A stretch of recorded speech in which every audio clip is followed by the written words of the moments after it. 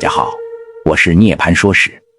在清朝同光年间，有着所谓同光三大案，其中前两个我们都已经说过了，那就是张文祥刺马、杨乃武与小白菜案。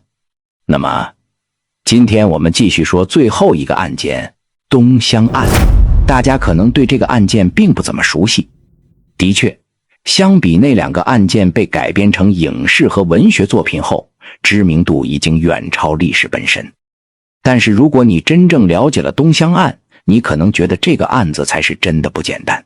参与过此案审理的晚清名臣张之洞是这么感叹的：案悬4年，两被惊控，三经纠参，两议督陈，三奉查办。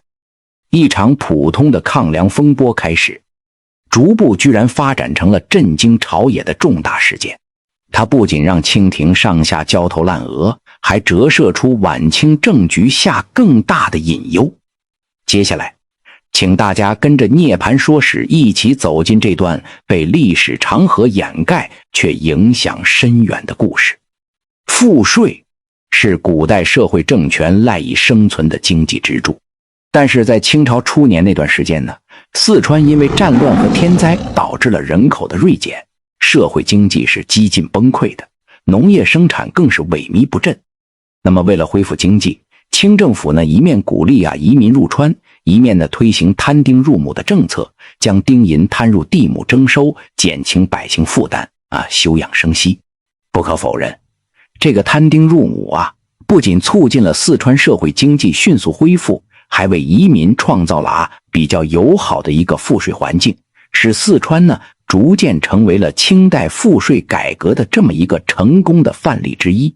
但是呢，由于国家财政的需求不断增加，地方上的附加税和私派开始逐年增加。那么从这个咸丰朝开始，随着国内动荡加剧，战火连绵，而财政又开始贫弱，军饷匮乏。清政府在四川呢就开始采取了一些紧急赋税的措施。最初在正常钱粮之外开始加收津贴，按田赋比例摊派，也就是相当于正负1两就需额外缴纳1两的津贴。这还不够，随着财政状况持续的恶化，那么咸丰末年呢又进一步加收了捐书，同样按照田赋比例征收。这种叠加赋税的做法可以说是大幅增加了农民负担。这中间其实更为严重的是什么呢？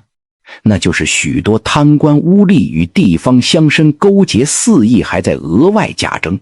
在四川比较富庶的那些州县，叠加税近乎正税的10倍，在一般州县它也达到了将近5-6倍。而且当时地方上还规定要交正赋必须得是先交纳杂费，再缴纳金捐，最后才是完成正赋。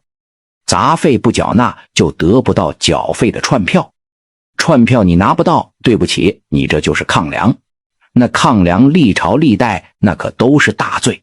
所以如此苛政暴敛，使得百姓怨声载道，民不堪命，社会矛盾日益尖锐。今天我们说到的东乡县呢，它位于秦巴山区，也就是今天的四川达州宣汉县。从咸丰2年起，东乡每年开始征收津贴，大概呢是白银2931两。那么到了同治元年前后，又增加了捐书，每年呢大概就是3000两的样子。这些税款它是由地方乡绅预先垫付，然后呢再向百姓收取，并附加高额利息。这个东乡的赋税他们一向呢是用铜钱缴纳。在康熙年间的时候，当地规定1两银合1400文铜钱。但是到同治年间，因为白银外流，兑换比例飙升到了1两银约合5500文铜钱。百姓不仅要缴纳正赋，还要承担津贴、捐书等额外税费，总额高达13030文。但是还没完，更为严重的是，这些加征赋税的征收方式为官绅勾结提供了便利。菊参常以玉奠银交官的形式呢，借机向百姓索取高额的利息。菊参的这些包税行为，导致权力集中于少数人手中，使得捐书局成为乡村权力的象征。东乡县48个场镇的菊参都以能进入公局办公为荣。事件一晃到了清同治末年的某一天，四川东乡县发生了一件看似不起眼的小事，却掀起了后来的抗粮风波。事情的起因居然是因为一记耳光。话说东乡陈家坪呢，有个监生叫李金良，是个家底殷实的人，平日呢在乡里也算有头有脸。他对捐书局的局参位置一直很眼热，于是一心就想挤进这个圈子，向上社交。于是呢，他就经常往县城里的捐书局跑，希望能和那些局参搞好关系，混个好差事。然而这些局参很快就让他明白了一个道理，什么叫圈子不同，不要硬融。李金良在一旁大献殷勤，县城婆罗门们却一点也不待见他。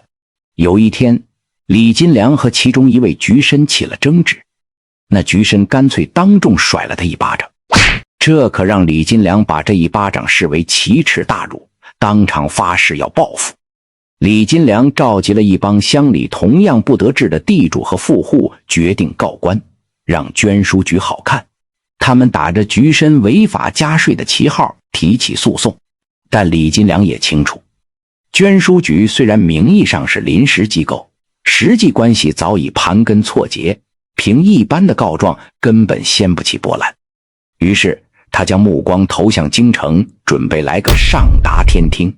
然而路途遥远，官府刁难，他自己肯定吃不了这个苦，就想找个既靠得住又有能力的人去办这事。这时他想到了一个人，那就是袁廷蛟。这个袁廷蛟是李的远方外甥，家住东乡袁家坪，靠几亩薄田勉强维持生计。他家虽不富裕，但是呢读过几年书，还曾在县衙当过白役，也就是编外差役。袁廷蛟这人办事灵活，见过一些世面，是个胆大心细的人。李金良一番游说后，袁廷蛟当即答应出面替他跑这一趟京城。于是袁廷蛟带着众乡绅的支持，于同治11年前往京城状告东乡局参非法加税。谁料到袁廷蛟的控诉很快被京官驳回，还被打了90大板押回四川。当时的四川总督吴棠为了以儆效尤，严惩了李金良和袁廷蛟，警告他们不要再兴风作浪。不过这样的挫败并未让袁廷蛟退缩，他的坚持渐渐得到更多百姓的支持，而局参们则通过幕后操作拉拢李金良，试图分化对手。结果呢，事情居然变成了李金良如愿以偿，成为了局参的一员，退出了告状行列。局参们就觉得只剩袁廷蛟折腾，他也闹不出什么名堂。不过局参们可是真小瞧了这个袁廷蛟，没有了李金良的掣肘，袁廷蛟反倒是全心投入到了斗争中。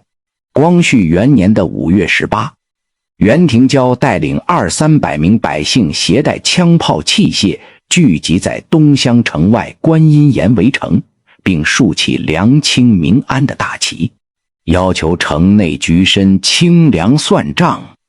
东乡围城让地方官府是如坐针毡，绥定府知府也不得不亲自出面调解。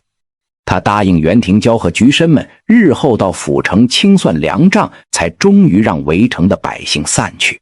袁廷蛟呢，这个斗争经验还是不丰富，于是就信以为真，赴府城等待清算结果。令他愤怒的是，他发现这些局参们根本就不愿履行承诺。这种明摆着耍赖的行为是彻底激怒了袁廷蛟，使得他更加不满。而接下来发生的另一件事情，无疑为东乡正在开始的抗粮情绪火上浇油。光绪元年10月，新上任的东乡知县孙定阳以东乡购银不义为由，批准局绅们将田赋每两银的缴纳标准从4200文铜钱提高到4700文。与此同时，县衙还设局募勇，要求百姓额外缴纳支米1升，以支付招募团练的费用。这些新规无疑给本已不堪重负的百姓雪上加霜，点燃了东乡抗捐情绪的导火索。光绪元年12月16日，袁廷蛟带人来到官渡场，试图向局绅梁天贵算账，不料却遭到团首李开邦和吴方体的陷害，场面迅速失控。梁天贵的手下砍伤了袁廷蛟一方9人。就在当天晚上，袁廷蛟就召集了100多人前往官渡场寻找李开邦未果，愤怒之下砸毁了盐店和花行。几天后，他又率人到丰城场找局绅王宗恩清算账目。王宗恩拒不露面，袁廷蛟的人马为了报复，于是愤怒地拆毁了王家的房屋。此时，东乡的局绅和官府感到事态失控，决定采取强硬措施。知县孙定阳派局绅举人张玉康率领乡勇数百人追捕袁廷蛟一行。然而，乡民们抢夺了他们的马匹和器械，局绅们最终无功而返。与此同时，各方利益集团也闻风而动，乱局进一步升级。我们知道四川袍哥在四川民间影响十分巨大，游离于官方管控之外，官府视之为秽党，一向严厉打压。官渡场冲突发生后，临县袍哥头目吴凤山也带人加入了围攻局绅的行列。他们打着替穷苦百姓出头的旗号，却趁乱烧杀抢掠，搅动了东乡本已脆弱的局势。局绅们迅速向官府控诉袁廷蛟勾结会匪，将清算捐税的正当诉求污名化为劫入村镇的暴力行为。不仅如此，东乡的私盐贩子也趁机插手乱局。以马鸿伦为首的盐枭们与局绅盐商积怨已久，早在同治年间就多次发生冲突。这次袁廷蛟的抗捐行动让盐贩们看到了浑水摸鱼的机会。马鸿伦纠集数百盐贩，声称要保护县衙，实则是想趁乱救出被关押的同伙。盐贩的加入使得东乡的乱局愈来愈复杂。你看，苛捐杂税本来是导火索，却引燃了东乡这座矛盾交织的火药桶。会党、盐枭、局绅、百姓、官府各方势力在这场乱局中暗中较量，局势愈加难以掌控。那么在此背景下，光绪2年正月，绥定知府易荫之接到孙定阳的急报，称东邑匪徒袁廷蛟山获乡余，勾结外匪抢劫场市，劫掠乡村，请求派兵剿办。易荫之遂急调绥定驻军千总杨开泰率兵查办。谁知正月初2，杨开泰率军行至双河口，就突遇数百民众围堵。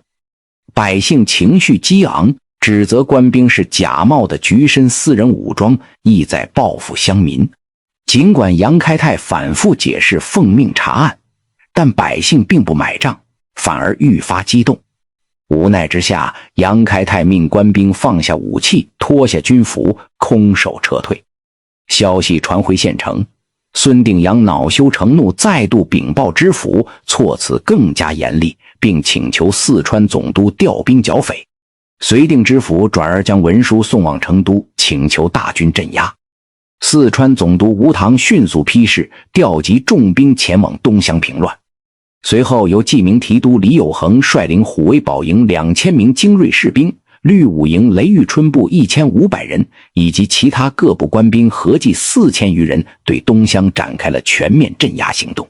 在文革后来上奏的戡乱奏折中，详细记录了光绪2年2月底，袁廷蛟聚众反抗，清军在刘道宗的指挥下提前布防，利用火炮和精锐兵力迅速击溃匪军，接连攻下多个据点，最终重创袁廷蛟的势力，迫使其逃入深山。随着山寨逐一被攻克，清军撤回成都，仅留少量兵力在东乡与绥定府维持治安。同时，文革上奏朝廷，请求联合陕西官军封锁川陕边界，以防袁廷蛟潜逃至汉中地区。眼看事情得到了圆满的解决，朝廷上下总算是松了一口气。然而清廷没想到的是，一场更大的风波随之而来。光绪2年闰5月24日，绥定府平昌县人士、时任广西道监察御史的吴镇一道奏折，让朝廷顿时面子就挂不住了。在吴镇的奏折中，不仅颠覆了官方关于平定叛乱的说法，还将矛头直指清军在东乡的暴行，揭开了一场血腥屠杀背后的真相。感谢您观看《涅槃说史》的东乡血案上集。在下一集，我们将彻底展开此案背后复杂而骇人的真相。咱们下期再见。